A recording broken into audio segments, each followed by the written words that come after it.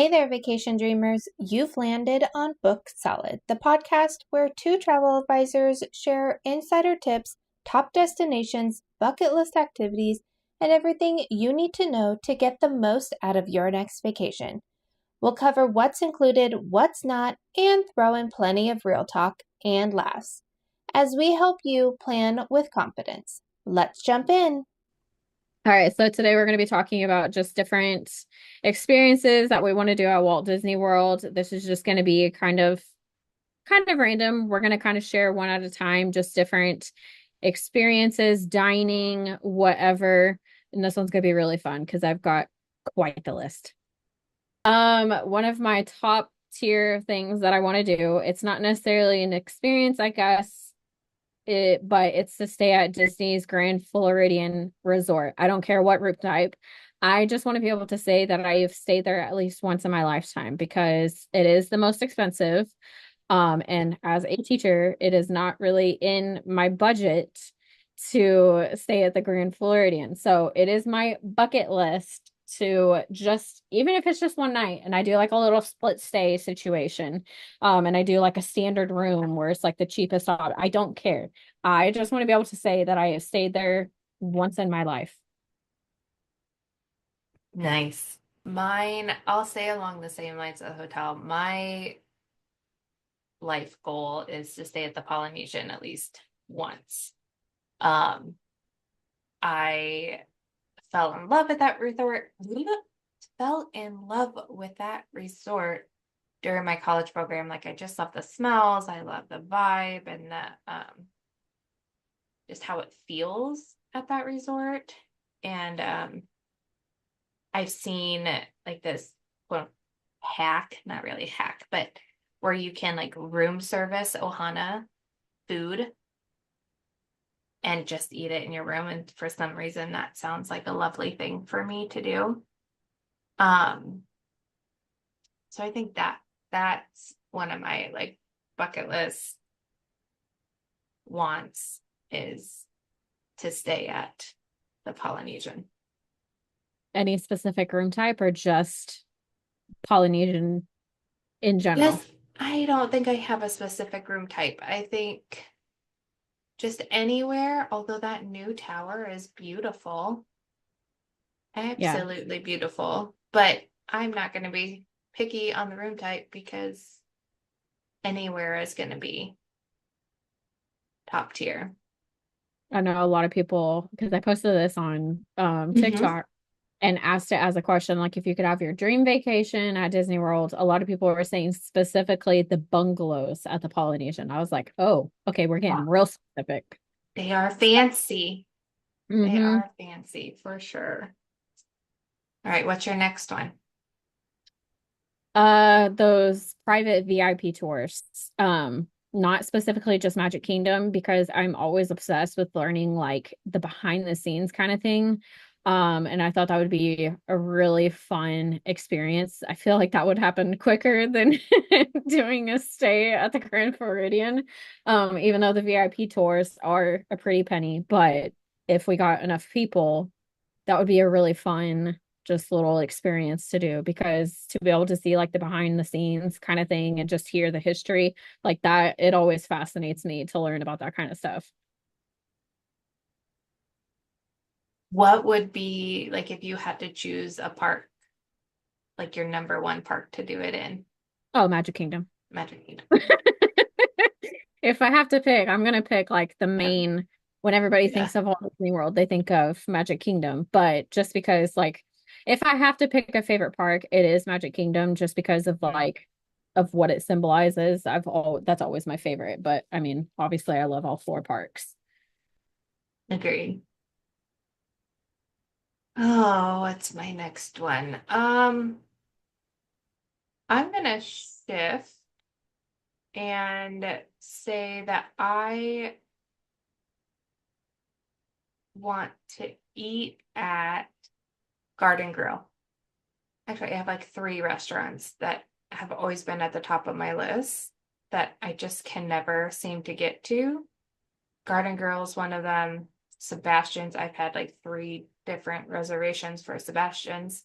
Yes. Um, and that's at Caribbean Beach. And then Sci-Fi, that one always fills up so fast. Are my three top, and it's not, I've heard the Garden Grill food is really good. Mm-hmm.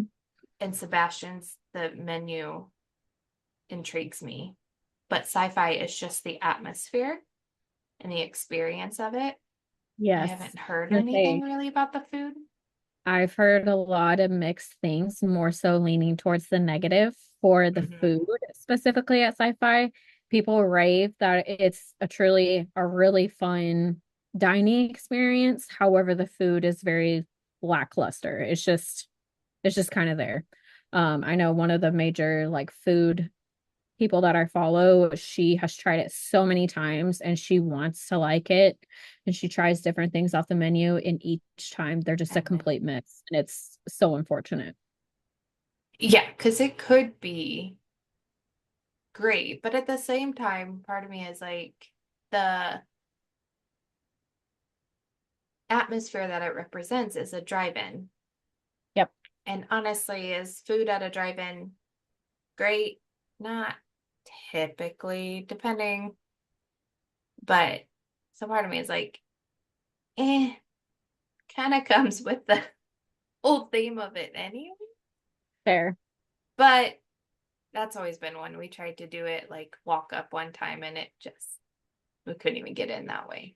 So those would be my top three. Like I really want to do. Just haven't made it happen. No, they're weird ones, that's for sure. Not really. I don't think so. I think those are definitely very valid dining experiences that are not insanely weird.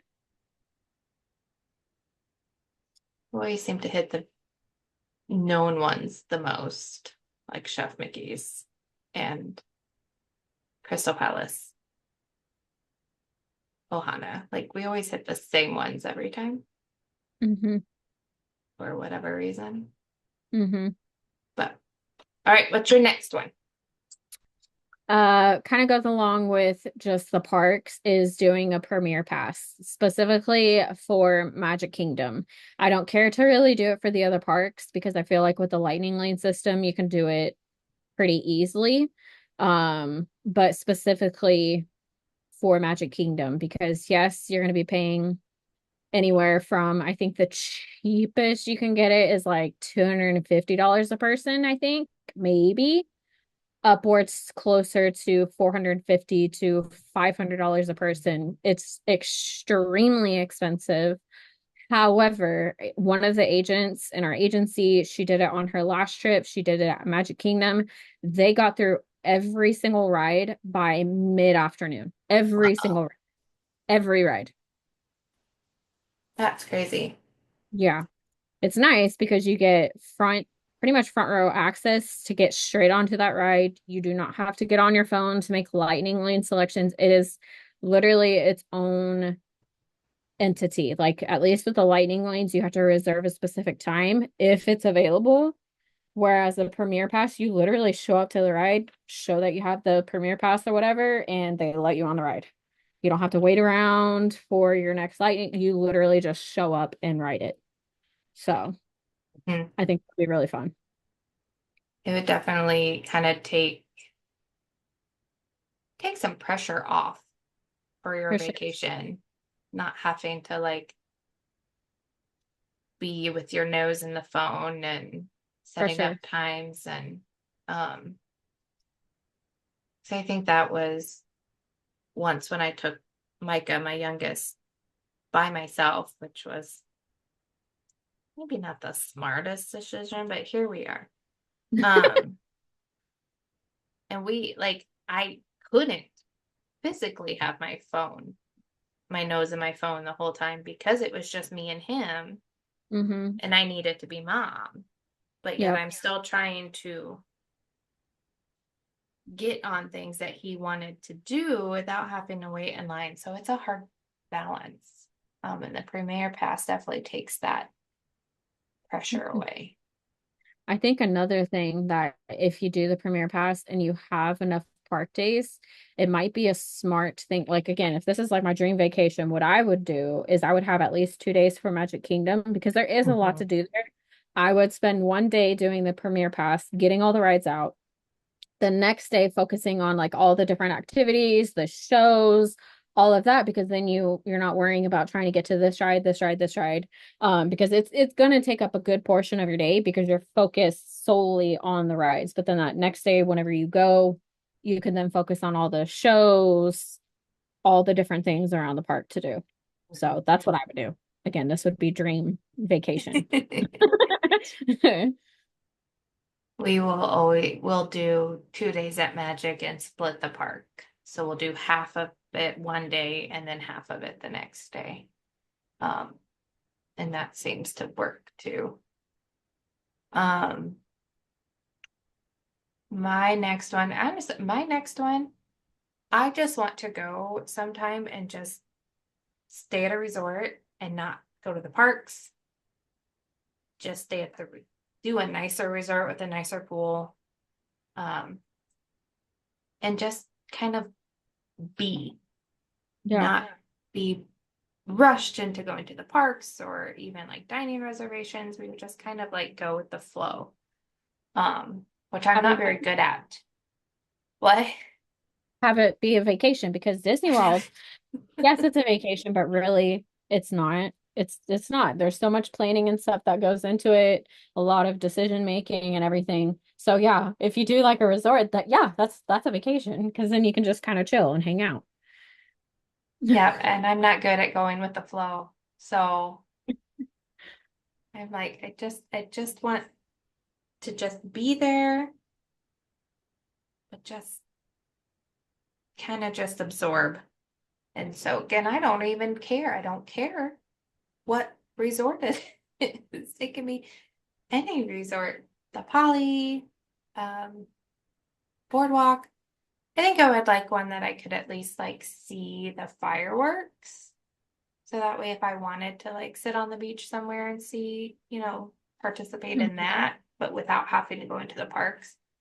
And a resort with things to do, not our blessed all stars or Pop Century, which are great resorts.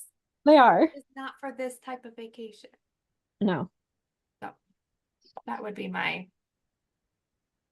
next kind of like thing I would like to do. Okay. I think my next one would be Animal Kingdom, which we can get started on Animal Kingdom. That's a whole other worms right there. I love Animal Kingdom. I do. I promise.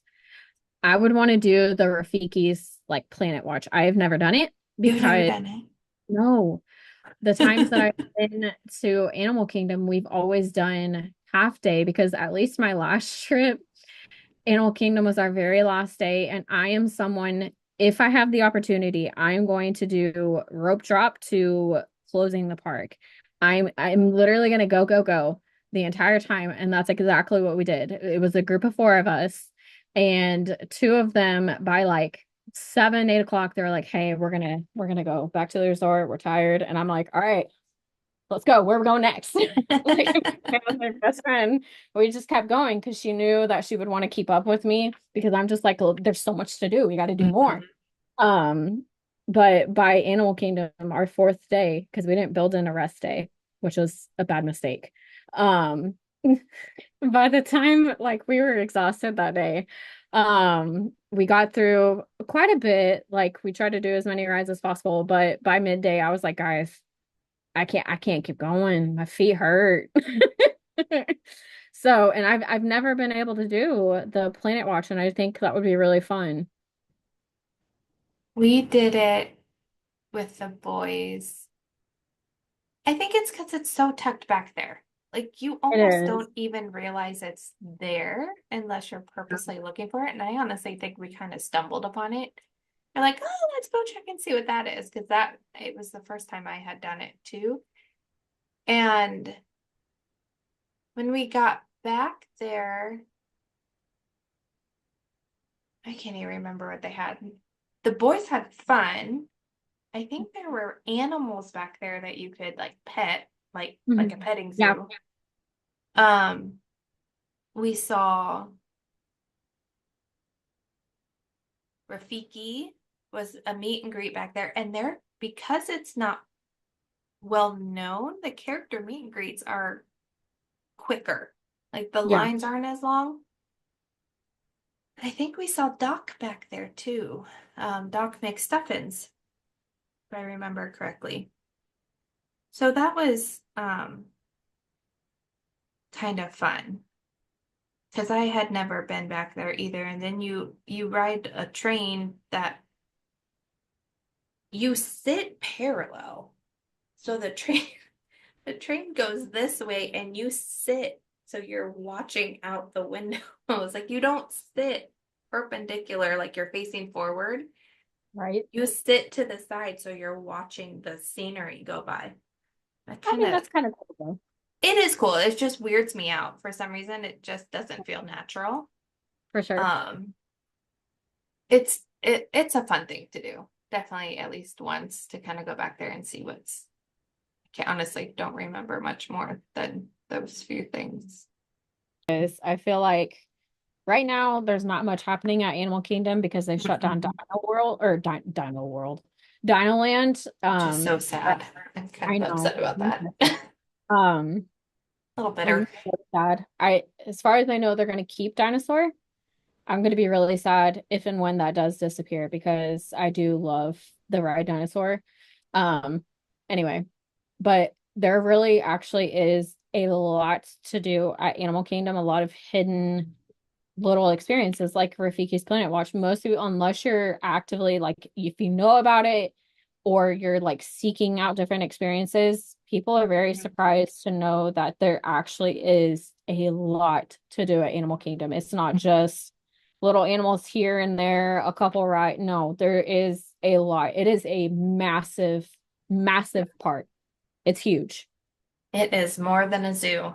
And that is coming from somebody who lives in the city where we have, I don't know, we always get said we have the nation's best zoo. I hate going to it, but here we are. I am not a zoo person, but I like Animal Kingdom. So there you go. People will fight me on that if I say it online. Okay, my next one. This probably sounds weird. I would like to do the behind the scenes tour at Epcot for with the Living with the Land. That is one of our favorite rides.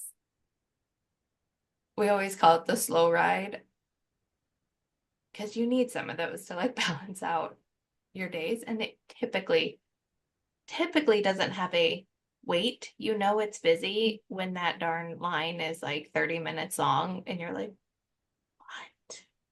But it is one of our favorite rides. We like to see the fish. I love to see the garden and the hydraulic like plants growing. And we always joke that like my father-in-law, they live out on a farm about 2 hours away, and that if they only come to Disney World for one thing, it would be this attraction, and they would hate everything else. But they would love this particular because they have their own garden and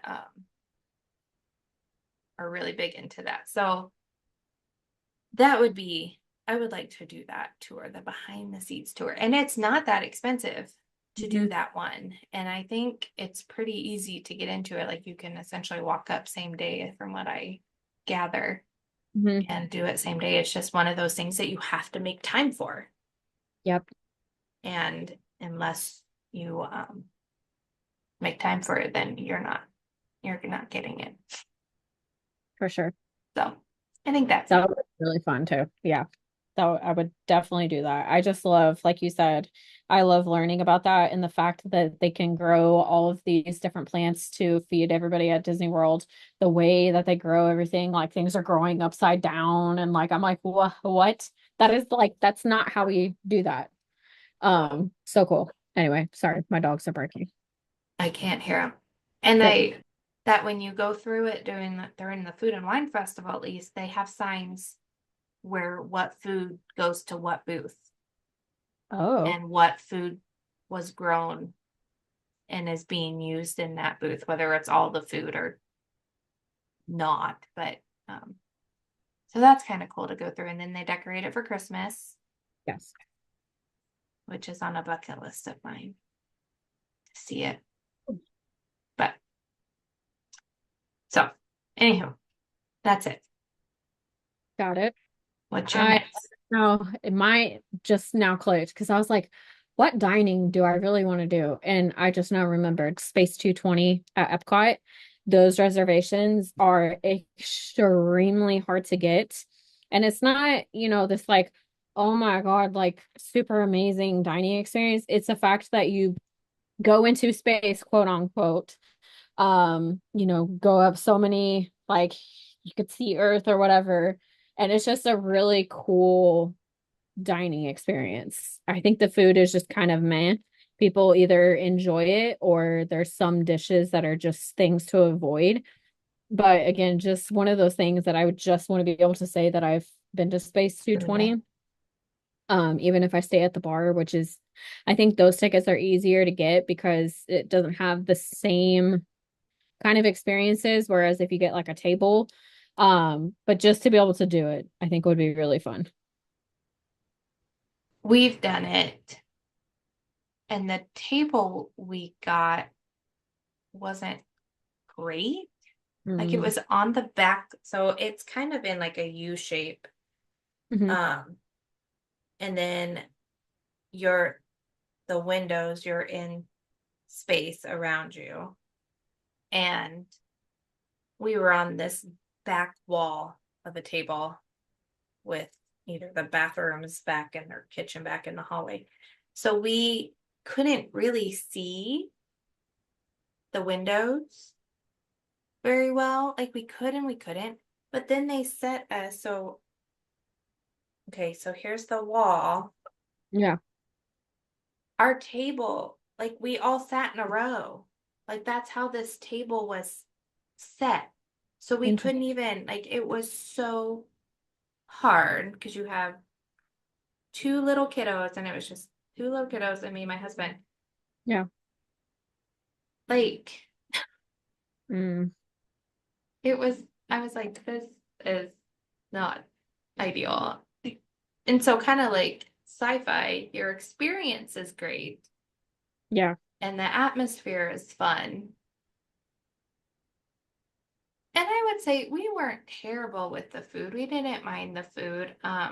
They did box up the desserts for us. So we got to take those and didn't have to eat them there because we were full. And then like our waitress was wonderful and super kind. She even filled up Luke's soda and gave him a to-go cup out the door. Nice. So that was, again, very, very kind. And we weren't on the dining plan at that time because they didn't have it back after COVID. Oops. So, but if you have kids, then you get little like trading cards. And I confiscated these from my kids. And so these are kind of fun. Kind Hmm. of like little souvenir that you can get. And it tells a little bit about sci-fi things on the back. What will the gardens of tomorrow look like? Scientists think a number of plants will be cultivated in soil on the moon. Interesting. Oh. But yes, it is definitely an experience to go do. And we Hmm. got it. I was lucky enough to get one because it opened right before our trip. So when they opened up dining reservations, I was like, I'm gonna get on it. But you do, yeah. You can do it. And I don't think is it on the Disney dining plan? I don't even think, or is it 2 credits? I don't think it's on the Disney dining plan actually, I because actually don't off the top of my head. it's not a Disney owned. It's that Portilla, I think, or something like that group. Yeah. Okay. But it is. I would say it's definitely worth going to experience it one time Mm-hmm. or two. I mean, it's all up to you. This is something I've done before, but I want to do again. Okay, no, hang on. I'll come back to that one. I have never, never have I ever, done the flower and garden. I always seem to end up to go in the fall. And so I have done food and wine a ton of times. And I have never done flower and garden, and I want to so bad. I've done Mm-hmm. Festival of the Arts, food and wine, but I have never done flower and garden. So that is one that festival at Epcot that I have been dying to do, and I just can't. I got 10 minutes. I was like, wow. No, I've done a little bit during my last trip, but the day that we saved for Epcot, it was one of those days because it was in the summer. We went in July. Oh my gosh. Um, it was one of those days that we had torrential Oh, downpour. And it wasn't just like a little shower that, you have pretty much on a daily basis. No, this one lasted a good 30 minutes, if not longer. Like it was bad and it hit real quick. It wasn't one of those that you were like, oh, it's about to start. No, it came quick because we were just walking around. I think we were only in Mexico because we had just gotten a drink or whatever. And all of a sudden it was like torrential downpour. And we were like, what do we do? Like, we don't want to leave because there's still so much of the day left. But where do we go? Because there's not a lot of covered areas. But we found like a little cart or whatever that wasn't being used yet. And they had like the little awnings on it. So we stood under that for a good 20 minutes. It was over where I don't know if Figment is still there, but like a little statue of Figment because I have like a little video of it.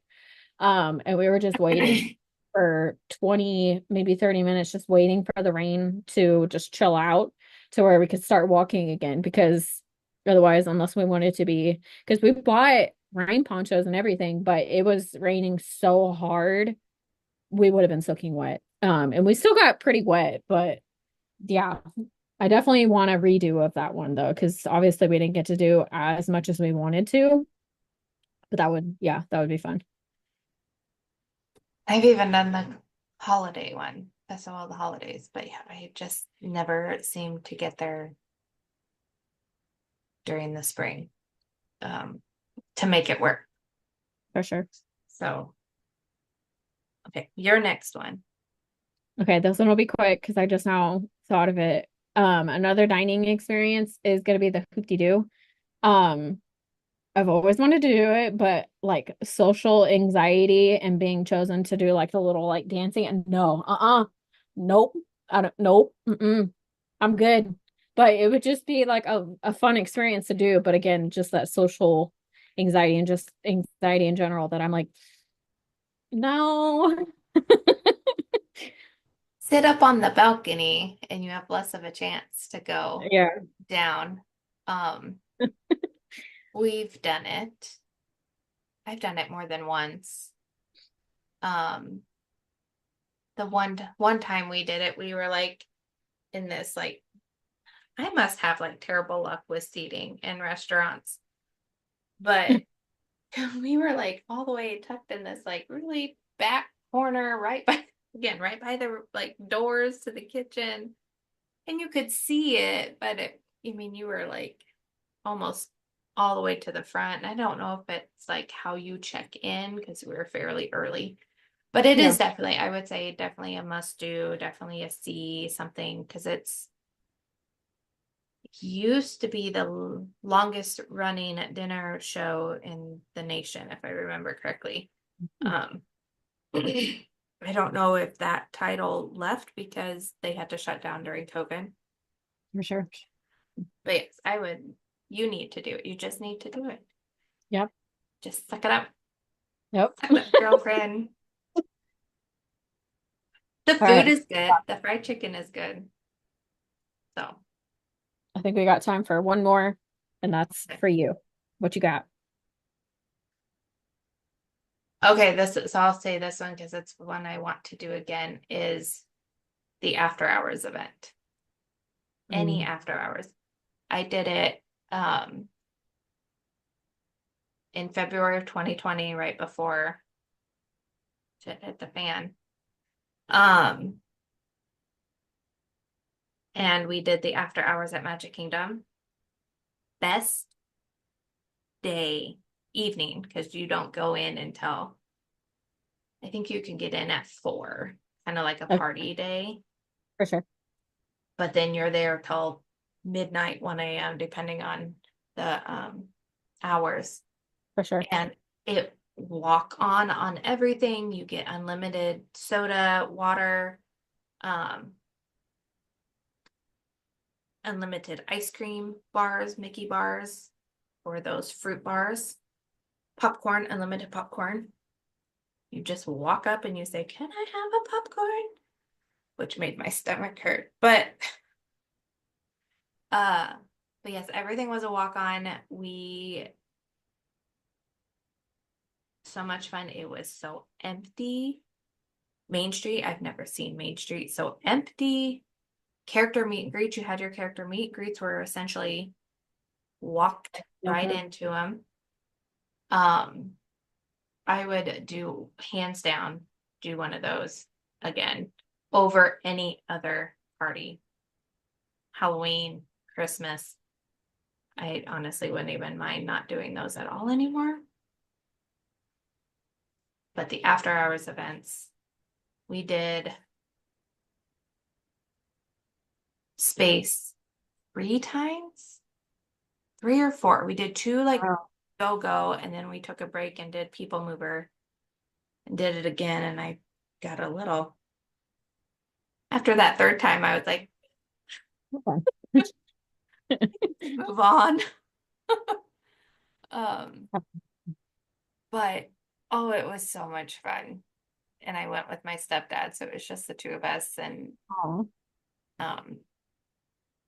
would highly, highly recommend. We went, even I would say the longest wait was Seven Dwarfs Mine Train. Fair. And we had these 2 old ladies, like old ladies ahead of us. And they were kind of talking and chatting and thing, and we're like, wow, they must really be living like their best life doing this, at going to Disney World, having a great time. And then we saw them over on the teacups afterwards, and we were spinning. We were having a great time, and they're like, "We don't want to ride with you." I mean, and they rode it, but they were just, riding it with the teacup, how it spins. And they're like, ah. But they were sweet ladies, but definitely living their best life. 1000%. At Disney World on after hours. No, speaking of that, I personally would want to do the ones at Disneyland, because Disneyland is really known for their after hours events, like the Sweetheart Nights, the Star Wars Nights. That one's a bucket Star Wars. I want to do Star Wars. Specifically on May the 4th, 1000%. Like, I would do it in a heartbeat. But all of there's so many different like after hours events. Like, that's what Disneyland does, I think, very well, because I always hear about them. I don't hear as much about Disney World. Disneyland, that's like their big focus, is those after hour events. And I think to be able to go to all of them at least once, I think would be really fun. It's Disneyland, that's a whole other episode, but it's a whole other episode. But I think with Disneyland, they make it a theme. Yes. Yeah, they do well, all it's kinds of more similar to your Halloween or Christmas parties, where Disney World's after hours are purely just keeping the park open Yeah. with limited tickets, which I would Yeah. take any day of the week than filling it with a party and having all this other stuff that they cram in there, which again is another episode. We can talk about the parties sure. and what you can do, but Write it down. all right, less than a minute. This was a fun feel like- episode. Yeah, this was really fun. I feel like we could still go on. There's so many different experiences that people just don't think about. But yeah, this one was fun to talk about things that we would want to do. Now we just gotta make them happen. Well, yeah, right. Write them down. Let's see this. All right. And if you want to share yours, put them in the comments on what your must-dos or wish list is. We'd love to hear them. Yes. But until next time. Bye. That's it for this episode, Vacation Dreamers. We hope you picked up some tips, ideas, and a little extra magic for your next adventure. If you enjoyed hanging out with us, be sure to follow or subscribe so you never miss an episode. You can also find us on Instagram, Spotify, and Apple Podcasts for even more travel tips and updates. Until next time, keep dreaming, keep planning, and we'll see you real soon.